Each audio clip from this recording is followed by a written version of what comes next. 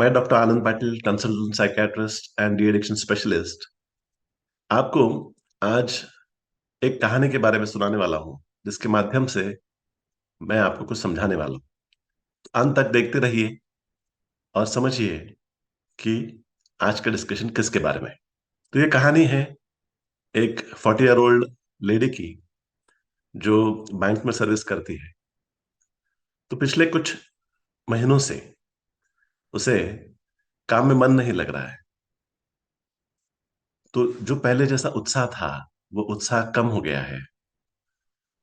तो वो हफ्ते में एक या दो बार अपने दोस्तों को फोन करती थी, उनसे मिलने जाती थी। वो लोग चाय पर मिलते थे। तो वो भी आजकल उसको मन नहीं कर रहा है। तो जो उसे पहले पसंद था, वो चीजें भी अब वो टालने लग गई है।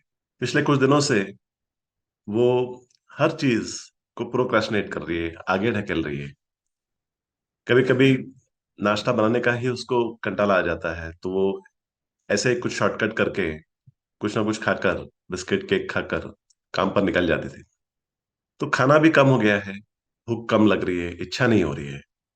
और आजकल ऐसा होता है कि किसी ने अगर कुछ कहा ऑफिस में, तो उसे बहुत जल्दी बुरा लग जाता था।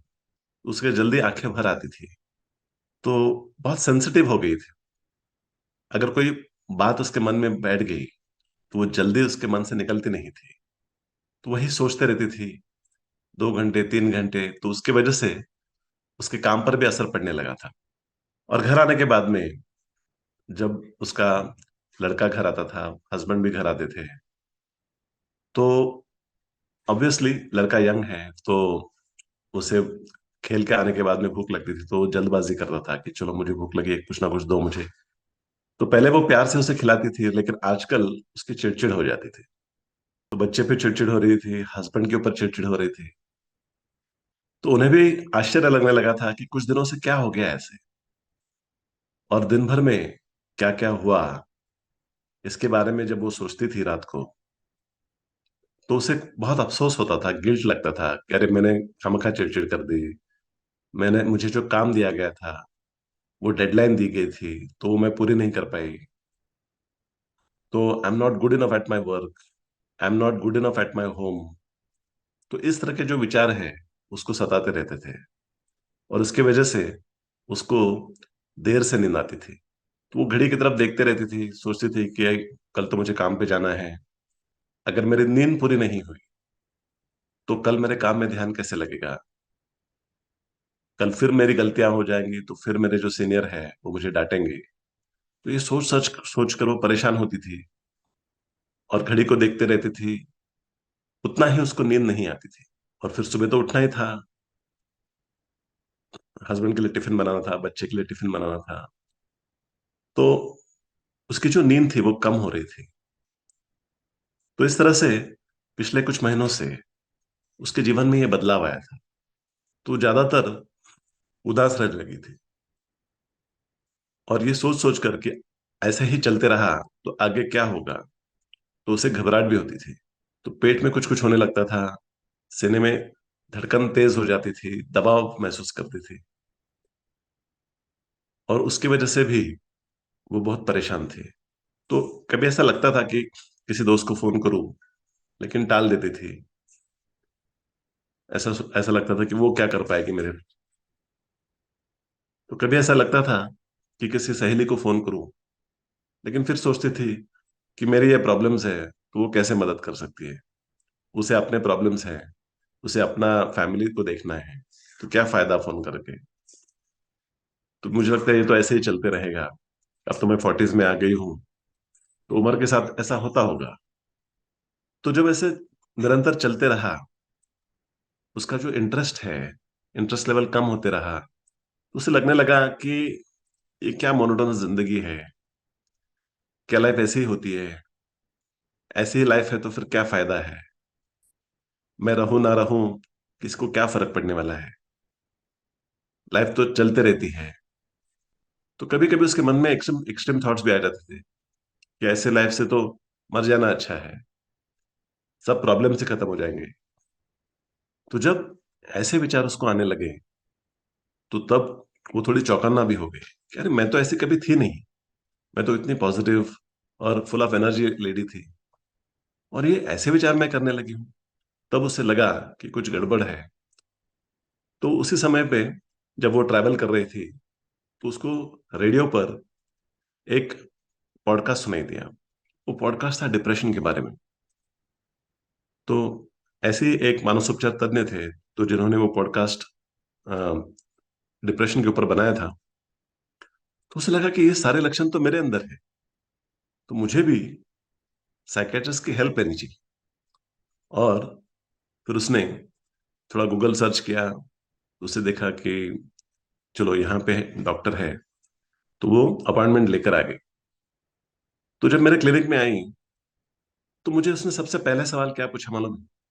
उसने कहा कि डॉक्टर मेरा सब ठीक है, मुझे अच्छी नौकरी है, अच्छी सैलरी है, एक लविंग हस्बैंड है, एक प्यारा सा बेटा है, तो सब कुछ ठीक होने के बाद भी मुझे ऐसा क्यों लग रहा है? तो हमारी चर्चा में उसको ये ध्यान में आया कि अक्सर डिप्रेशन या एंग्जाइटी या स्ट्रेस होने के लिए कोई वजह की जरूरत नहीं होती है। अक्सर सब कुछ ठीक होता है, और कभी कभी विदाउट एनी रीजन ऑल्सो ऐसे सिम्टम्स आने लग जाते हैं। तो इसका क्या कारण हो सकता है? तो अक्सर क्या होता है कि हमारे ब्रेन में जो विचारों का और भावना का जो केंद्र होता है, उस केंद्र में अलग अलग रसायन होते हैं, जिसको न्यूरोट्रांसमीटर्स कहते हैं। जैसे सेरोटोनिन है, नॉरएड्रेनालिन है, डोपामिन है, ये कॉमन न्यूरोट्रांसमीटर्स के नाम आपने सुने होंगे। तो इनके लेवल्स अगर ठीक चल रहे हैं तो हमारे विचार भावनाएं ठीक चलती है। इनके लेवल्स अगर कम ज्यादा हो जाती है तो हमारे मूड पर असर पड़ने लगता है, हमारे विचारों पर असर पड़ने लगता है, हमारे कॉन्फिडेंस लेवल पर असर पड़ने लगता है। तो कभी कभी ये विदाउट रीजन भी हो सकता है। अक्सर कुछ ना कुछ होता है जिसका स्ट्रेस की वजह से भी ये होने लगता है। तो हमने और थोड़ा सा पूछा, जानकारी लिया, तो पता चला कि उसके फैमिली में उसकी मम्मी को भी ऐसा हुआ था, और उस समय पर ज्यादा अवेयरनेस नहीं था, तो उन्होंने ट्रीटमेंट भी नहीं लिया था। और ऐसे ही धीरे धीरे क्वालिटी ऑफ लाइफ को सफर करते करते उन्होंने आगे की जिंदगी निकाली थी। तो फैमिली हिस्ट्री भी कभी कभी होती है ऐसे पेशेंट्स में। तो टेंडेंसी होती है ऐसा होने के लिए नेक्स्ट जनरेशन में। ऐसा जरूरी नहीं कि नेक्स्ट जनरेशन को होगा ही, लेकिन वो टेंडेंसी होती है। और उसमें अगर कुछ लाइफ स्ट्रेसर्स आ गए हैं, तो उसमें वो उस टाइम पे एपिसोड आने के चांसेस बढ़ जाते हैं। तो ये सारे लक्षण जो थे, ये डिप्रेशन के लक्षण है। और जनरली ऐसा कभी ना कभी तो हमको लगता है, कभी उदास लगता है, कभी टेंशन आ जाती है, कभी घबराहट हो जाती है, तो उसे हम लोग संभाल लेते हैं। लेकिन कोशिश करने के बावजूद भी अगर हम इसमें से नहीं संभल पाए और ये सिम्टम्स चलते रहे, से मिनिमम क्राइटेरिया है उसका कि अगर 15 दिन या 15 दिन से ज्यादा अगर ये लक्षण चलते रहे और आपकी डे टू डे जिंदगी पर उसका असर पड़ने लगा, तो ये समझना है कि एक डिप्रेसिव डिसऑर्डर है। सिर्फ ये कोई मूड स्विंग नहीं है कि या डिप्रेसिव मूड है या कोई इवेंट की वजह से कुछ हुआ है 2-3 दिन के लिए, ऐसा नहीं। ज्यादातर आपको ज्यादा समय तक अगर आपको डिप्रेसिव फीचर्स लगने लगे, तो आपको जरूर मानसोपचार तज्ञ की सलाह लेनी है। तो इसका ट्रीटमेंट बहुत सिंपल होता है। तो इसका ट्रीटमेंट जो है उसमें मेडिसिन का भी रोल होता है और काउंसलिंग का भी रोल होता है। तो जो रसायन है ब्रेन में वो कम ज्यादा हो गए हैं, तो उसको दवाइयों से ठीक किया जाता है। वो सिर्फ समझाने से अक्सर ठीक नहीं होते हैं या बहुत समय लग जाता है। तो जो कॉज है उसको ट्रीट करेंगे, और side by side counselling process शुरू हो गई उसकी। तो जिसमें हम लोग ने उसके लाइफस्टाइल पर काम किया। तो उसको हमारा ये जो प्रोग्राम है exercise with Anand transformation mornings, तो उसमें वो ज्वाइन हो गई। तो रेगुलर एक्सरसाइज करने लग गई। तो प्रोग्राम में ज्वाइन होने की वजह से क्या था, एक कमिटमेंट हो गया उसका। और कमिटमेंट होने की वजह से कंसिस्टेंसी बढ़ गई एक्सरसाइज में, तो उसके रिजल्ट्स उसको दिखने लगे। और वो कुछ अच्छी किताबें पढ़ने लग गई, तो जिसकी वजह से उसको मोटिवेशन मिलने लगा, कुछ अच्छे वीडियोस देखने लगी। और उसको हमने कुछ लाइफ स्किल्स डेवलप करने के लिए प्रेरित किया, सोशल स्किल्स डेवलप करने के लिए प्रेरित किया। और उस तरह से वो धीरे धीरे डिप्रेशन में से बाहर आने लगी। तो पहले उसे क्या लगता था कि जब मुझे थोड़ा ठीक लगेगा ना, तब मैं फोन करूंगी मेरे फ्रेंड को। फिर डिस्कशन में ये पता चला उसको कि पहले फोन करना फिर ठीक लगेगा।